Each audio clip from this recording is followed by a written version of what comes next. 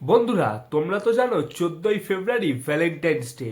কিন্তু তোমরা এটা কি জানো এই ভ্যালেন্টাইন্স কে প্রথম শুরু করে?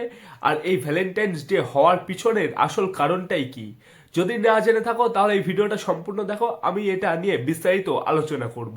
এই 14ই ফেব্রুয়ারি ভ্যালেন্টাইন্স ডে বিশ্বজুড়ে ভালোবাসার দিন হিসেবে পালিত হয়। এই দিনের ইতিহাস রোমান যুগের সেন্ট ভ্যালেন্টাইনের সঙ্গে জড়িত।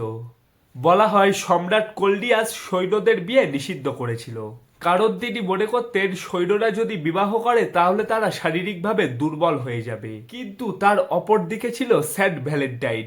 তিনি প্রেমিক প্রেমিকাদের গোপনে বিবাহ দিয়ে দিতেন।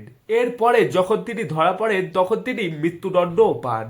তার স্মৃতিতেই 14ই ফেব্রুয়ারি ভালোবাসার দিন হিসেবে পালন করা হয়। এই দিনটা শুধু প্রেমের নয়, এই দিনটা বন্ধু, পরিবার, প্রিয়জনের ভালোবাসা প্রকাশ করার একটি উপলক্ষ।